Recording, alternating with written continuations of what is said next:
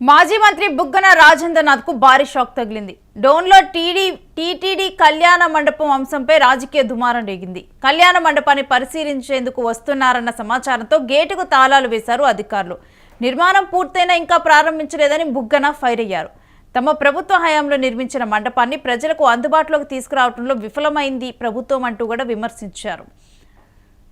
ఇక నంద్యాల జిల్లా డోన్లో టీటీడీ కళ్యాణ మండపం అంశంపై ఇప్పుడు రాజకీయ దుమారం రాగుతుంది. మాజీ మంత్రి బుగ్గన రాజేంద్రనాథ్ రెడ్డి పరిశీలనకు వచ్చారు. ఇక ఆయన పరిశీలనకు వస్తున్నారన్న సమాచారం మేరకు కూడా అధికారులు కళ్యాణ మండపం గేటుకు తాళాలు వేయడం ఇప్పుడు చర్చనీయాంశంగా మారింది. ఇక నిర్మాణం పూర్తయినా కానీ ఇప్పటి వరకు అందుబాటులోకి ఎందుకు తీసుకురాలేదంటూ కూడా ఆయన ప్రశ్నించి కావాలని చెప్పి ఈ విధంగా చేశారు అంటూ కూడా ఫైర్ అయ్యారు. ప్రజలకు అందుబాటులో ఉంచలేదు ఈ కళ్యాణ మండపాన్ని అంటూ కూడా ఆయన ఫైర్ అవటం జరిగింది.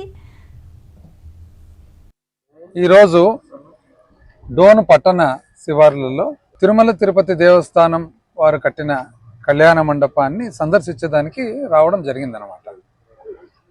తమాష తెలిసినా మీకు, అసలు ప్రజలందరూ కూడా చూడలేదు. ఇది ఎక్కడ ఉండదు, తాళాలు వేసే సంస్కృతి.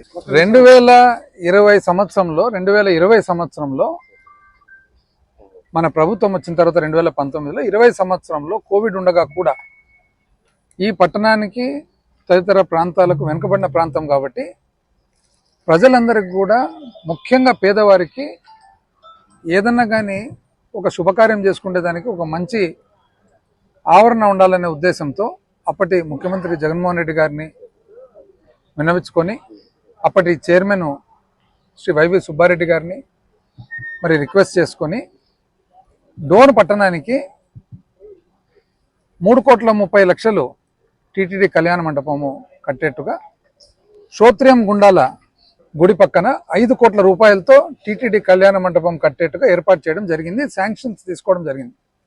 2020లో వేణుగోపాల స్వామి గుడికి సంబంధించిన 2 ఎకరాల భూమిని కేటాయించి డోన్లో ఉనుల్పాడు గ్రామ పరిధిలో, అదేవిధంగా లక్ష్మీ చెన్నకేశ్వర స్వామి గుడి సంబంధించిన భూమి, గుడి పక్కలో ఉన్న భూమిని గుండాల గ్రామంలో కేటాయించడం జరిగింది.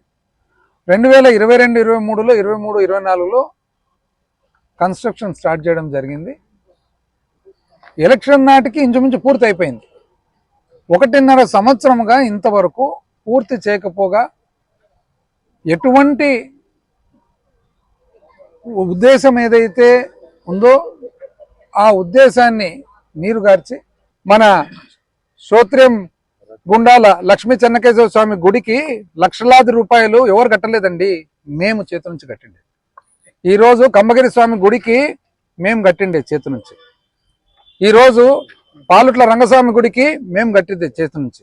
ఈరోజు ముచ్చట్ల ఈశ్వరుని గుడికి మేము కట్టించిన చేతి నుంచి. మీకు తెలుసునండి, కనుక్కోండి ఎవరు కట్టినారంటే రసీదులు ఉంటాయి అక్కడ. దయచేసి ఈరోజు బీసీ హాస్టల్, ఎస్సీ హాస్టల్ జరుగుతుందంటే లెట్రిన్లు, టాయిలెట్లు కూడా మేము చేతి నుంచి కట్టించిండే. మీరు ఈ గొలుసులు, తాళాలు, ఈ సంస్కృతి మానుకొని తొందరగా ప్రజలకు ఉపయోగంలోకి వచ్చేది చేస్తే కానీ హర్షిస్తారు ప్రజలు.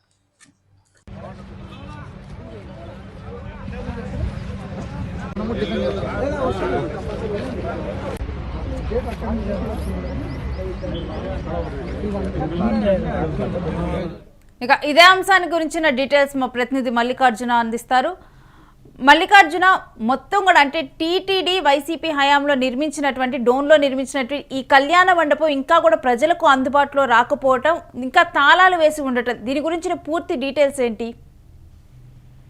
మనం చూసుకోవచ్చు, నంద్యాల జిల్లా డోన్ నగర శివారు సాయిబాబా నగర్ లో ఉన్నటువంటి టీటీడీ కళ్యాణ మండపం చెప్పుకోవచ్చు. దీనికోసం అని చెప్పేసి కూడా గత వైసీపీ ప్రభుత్వంలో 3,30,00,000 రూపాయలతో కూడా ఈ భవనాన్ని చేపట్టారని చెప్పుకోవచ్చు. అప్పుడు టీటీడీ చైర్మన్ గా ఉన్నటువంటి వైవి సుబ్బారెడ్డి ఎవరైతే ఉన్నారో అతని అనుమతితో కూడా టీటీడీ కళ్యాణ మండపాన్ని కూడా ఇక్కడ ఏర్పాటు చేశారని చెప్పవచ్చు. దాదాపుగా పనులన్నీ కూడా పూర్తి అయిపోయినప్పటికీ కూడా ఈ భవనాన్ని ప్రజలకు అందుబాటులోకి తీసుకురావడం లేదన్న కారణం చేత ఈ రోజు మాజీ మంత్రి బుగ్గన రాజేంద్రనాథ్ రెడ్డి ఆ ప్రాంతానికి వెళ్లారని చెప్పి సందర్శించడానికి. ఈ నేపథ్యంలో కూడా ఇద్దరు లోపలికి రానియకుండా అక్కడ అధికారులు తాళాలు వేసేటువంటి పరిస్థితిని మనం చూస్తున్నాం. లోపలికి వస్తే ఆ పనులు ఎంతవరకు జరిగాయి, పూర్తి స్థాయి ఎందుకు ప్రజలకు అందుబాటులోకి తీసుకురావడం లేదన్న విషయాన్ని తెలుసుకునేందుకు ఉన్నటువంటి మాజీ మంత్రికి అధికారులు షాక్ ఇచ్చారని చెప్పవచ్చు. పూర్తి స్థాయిలో ఎందుకు తాళాలు వేశారని చెప్పేసి అడిగిన నేపథ్యంలో కూడా పైనుంచి ఒత్తిళ్లు ఉన్నాయి కాబట్టి మేము తాళాలు వేశామని చెప్పేసి కూడా అధికారులు సమాధానం ఇచ్చినట్టుగా మాజీ మంత్రి చెప్తున్నారని చెప్పవచ్చు. అంటే చాలా అభివృద్ధి కార్యక్రమాలు డోన్ నియోజకవర్గంలో చేపట్టాము.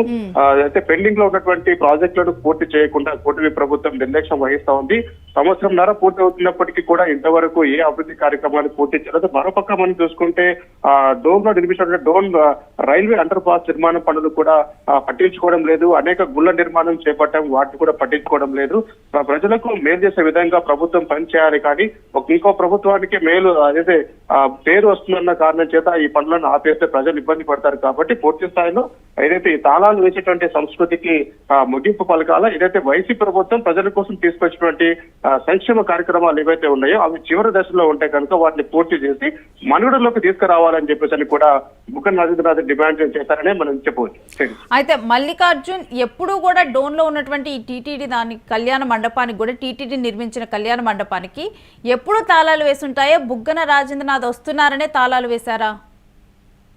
అప్పటి వరకు కూడా బుగ్గన వస్తున్నారని సమాచారం తెలుసుకున్న నేపథ్యంలోనే ఈ తాళాలు వేశారు. గతంలో కూడా నిర్వహణ చేసుకోవడానికి కూడా 6వ తారీఖున పూర్తి స్థాయిలో ఏదైతే అక్కడ పనులు చేపట్టడానికి కూడా ఒక ఇది చేయడం జరిగిందని చెప్పవచ్చు. పూర్తి స్థాయిలో మెయింటెనెన్స్ పనులకు కూడా లాటరీ వేశారు. పూర్తి స్థాయిలో అక్కడ ఒక పనులు దక్కించుకునే పరిస్థితి ఉంది.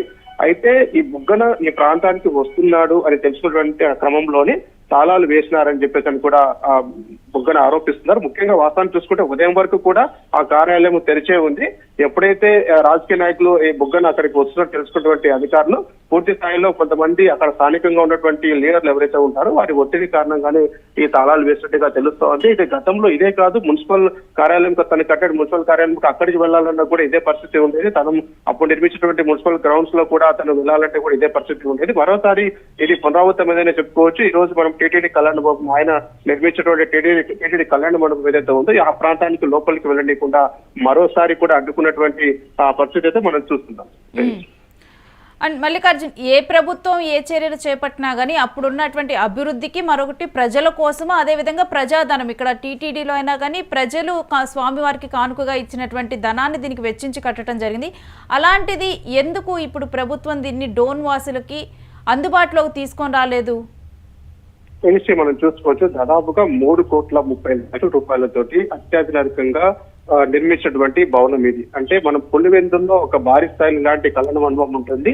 ఆ తర్వాత ఇక్కడ డోన్ నియోజకవర్గంలో దీన్ని ఏర్పాటు చేశారని చెప్పవచ్చు. అంటే పేద ప్రజలు ఎవరైతే ఉంటారో వారికి వివాహాలకు సంబంధించి కానీ ఏదైనా ఇతర కార్యక్రమాలు జరుపుకోవడానికి ఇక్కడ వెసులుబాటు ఉంటుంది. ఈ నేపథ్యంలో ప్రజలకు అందుబాటులోకి తీసుకురావాలి. ఏ ప్రభుత్వాలు మారుతున్నప్పటికీ కూడా ఏ ప్రభుత్వం ఏ కార్యక్రమం చేపట్టినా కూడా సొంత నిధులతో ఉండదు. కాబట్టి ప్రభుత్వ నిధులే, ప్రజల నిధులు అక్కడ వెచ్చేసి దాదాపుగా 3 కోట్ల రూపాయలతో నిర్మించినటువంటి ఈ భవనము నేటికి మనుగడకు రాకపోవడం పట్ల కూడా ఆయన ఆవేదన వ్యక్తం చేస్తున్నారు. ముఖ్యంగా ప్రభుత్వాలు మారుతూ ఉండొచ్చు కానీ ప్రజలకు ఉపయోగపడే వాటిని నిధులు వెచ్చించిన వాటిని పూర్తి చేయాల్సిన అవసరం ఉంది. ఏదైనా చిన్న అరకొర పనులు ఏదైనా మిగిలిపోయి ఉంటే కనుక ఆ పనులను పూర్తి చేసి పూర్తి స్థాయిలో ప్రజలకు మనుగడలోకి తీసుకొస్తే బాగుంటుందన్న కారణం చేత ఆయన డిమాండ్ చేస్తున్న పరిస్థితి. ఏదైనా కూడా చాలా పనులు కూడా, ఎందుకంటే డోన్ నియోజకవర్గం గతంలో కూడా చాలా అభివృద్ధి చెందింది. కొన్ని అనేకమైనటువంటి రోడ్లు కావచ్చు, భవనాలు కావచ్చు, హాస్పిటల్స్ కావచ్చు.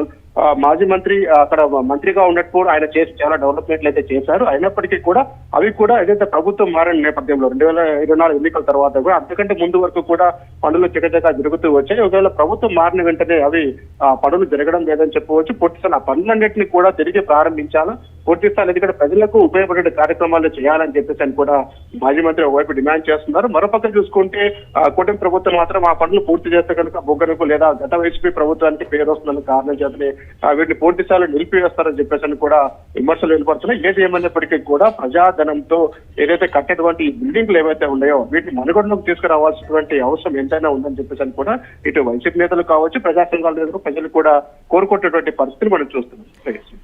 స్టే విత్ us మల్లికార్జున్, మీ దగ్గర నుంచి ఎప్పటికప్పుడు మరిన్ని అప్డేట్స్ తీసుకుంటాము.